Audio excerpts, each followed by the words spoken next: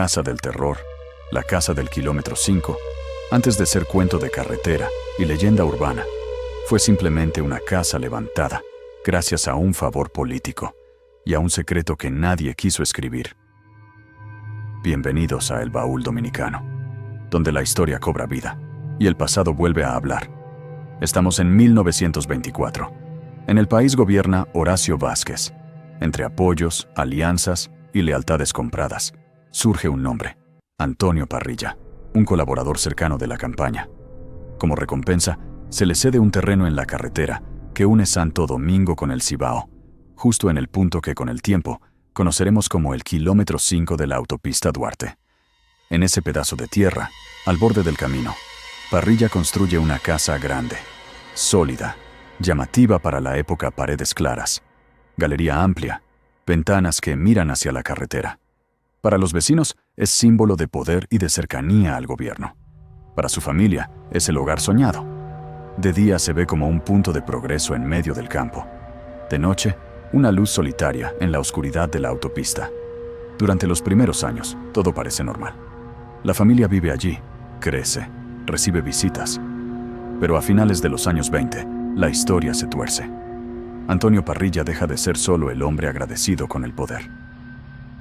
Empiezan a circular rumores peligrosos, de esos que en un país pequeño no se quedan mucho tiempo en silencio. Se habla de una relación íntima con alguien que nunca debió estar en su vida. El chisme crece, llega a oídos del propio presidente. Y esta vez, el favor político se convierte en maldición. Parrilla es procesado y condenado a prisión y trabajos forzados.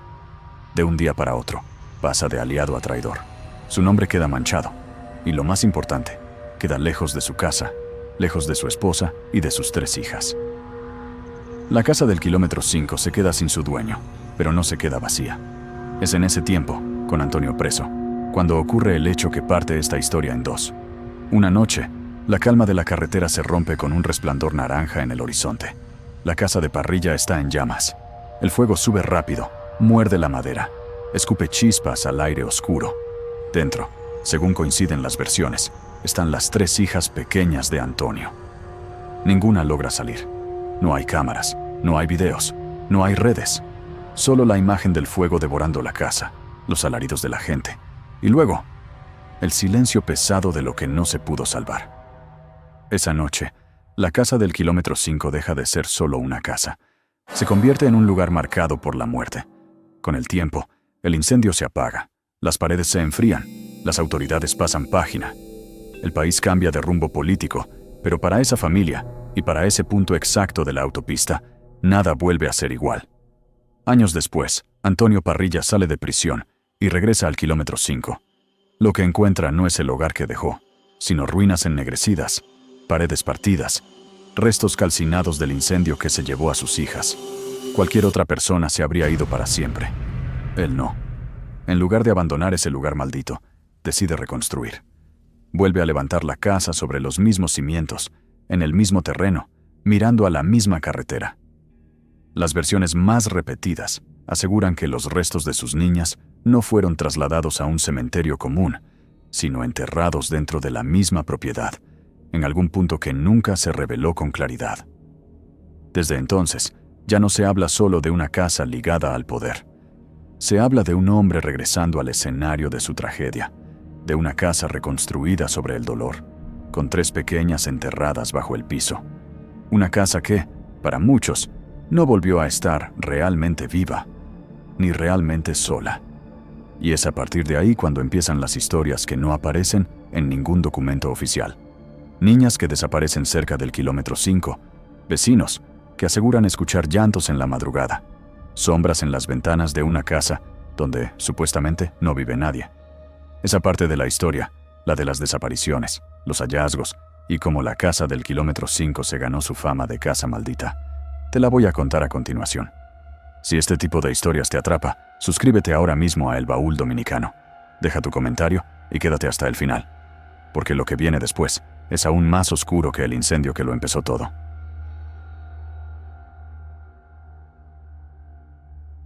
Después del incendio y de la reconstrucción, el kilómetro 5 nunca volvió a ser el mismo.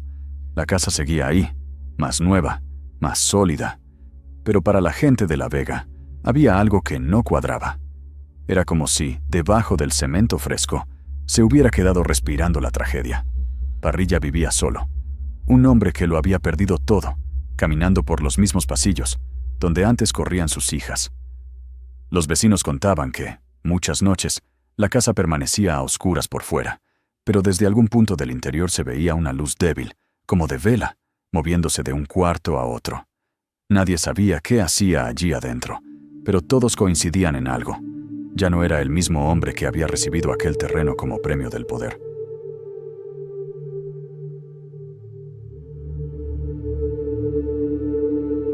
Días después, la gente de los alrededores empieza a hablar de otra cosa todavía más inquietante. En las noches, cuando todo está en silencio, se escucha el llanto de una niña viniendo desde la casa del kilómetro 5. No hay electricidad en muchas zonas todavía. No hay bocinas. No hay televisión que tape el sonido. Solo la carretera, el campo y ese sollozo débil que parece subir desde las paredes mismas de la vivienda. A partir de ahí, el miedo se convierte en rutina. Entre septiembre de 1930 y enero de 1931, la pesadilla toma forma. Comienzan a desaparecer niñas de la zona del kilómetro 5, casi siempre en grupos de 3. La primera de la lista, según recogen los relatos, se llama Jorgelina Santos. Después de ella vienen más nombres, más familias marcadas, más noches de búsqueda inútil. 12 niñas en total, en cuestión de meses. Los padres empiezan a encerrar a sus hijas antes de que caiga el sol. Se prohíben juegos cerca de la carretera. Se habla de un hombre que se ve a veces parado en la galería de la casa, inmóvil, mirando al vacío. Otros dicen que, en ciertas madrugadas, se oyen varias voces infantiles adentro, como si jugaran, pero nadie se atreve a acercarse para comprobarlo. La policía local recibe denuncias, rumores, señalamientos vagas, pero estamos en una época en la que el miedo al poder pesa tanto como el miedo a los fantasmas. La casa del kilómetro 5 está ligada al nombre de un hombre que fue protegido, castigado, liberado y luego tolerado bajo la mirada de figuras muy altas del país. No es un lugar cualquiera, no es un nombre cualquiera. El 26 de enero de 1931, la historia llega a su punto de quiebre. Ese día, Antonio Parrilla entra por su propio pie al destacamento policial de La Vega. No viene arrestado, no lo traen a la fuerza. Camina hasta el sargento de turno y, según los relatos que han sobrevivido, le dice con una calma extraña que ha terminado la tarea que le impuso el diablo. Luego, sin dar tiempo a preguntas, se hunde un machete en el abdomen, de lado a lado. Muere en cuestión de minutos, allí mismo, ante la mirada de los agentes que no alcanzan a reaccionar. La noticia corre rápido.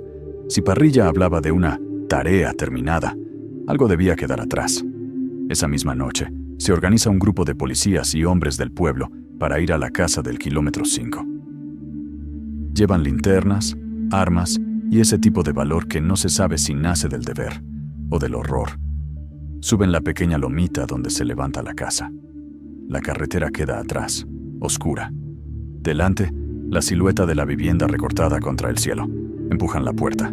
Entran. Lo que encuentran adentro es tan brutal, tan difícil de explicar, que el expediente de esa visita sería clasificado como secreto y silenciado por décadas.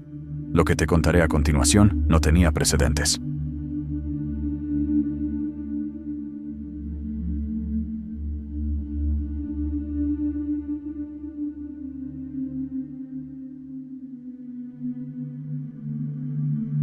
Cuando ese grupo de policías y hombres del pueblo cruzó el umbral de la casa del kilómetro 5, ninguno estaba realmente preparado para lo que iba a encontrar.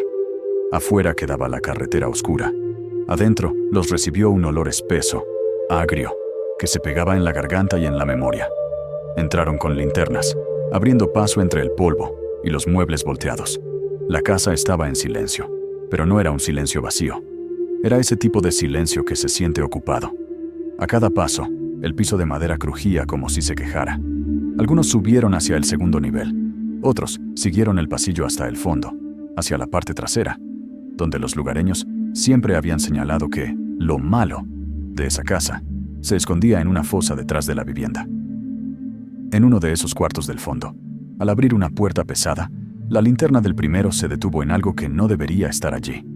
No eran muebles, no eran trastos viejos, eran restos. Poco a poco, con las luces temblando sobre las paredes, fueron entendiendo lo que tenían delante. 12 cuerpos infantiles desmembrados y en avanzado estado de descomposición, acomodados de forma torpe, casi brutal, como si alguien hubiera querido esconderlos deprisa y al mismo tiempo mantenerlos cerca. 12. El mismo número de niñas desaparecidas en los meses anteriores alrededor del kilómetro 5. Ese cuarto se convirtió, en cuestión de segundos, en el centro de una pesadilla. Nadie gritó muy alto. Nadie quiso detallar demasiado. Lo necesario quedó anotado en un informe. El resto se guardó en la expresión de los hombres que salieron de allí, con la mirada perdida y las manos temblando. El reporte subió rápido. No era un caso local cualquiera. El nombre de Antonio Parrilla, sus vínculos con el poder, su confesión en el destacamento, el hallazgo en la casa. Todo eso llegó a oídos de Rafael Leónidas Trujillo, ya convertido en la figura dominante del país. Y fue ahí donde la historia tomó otro giro.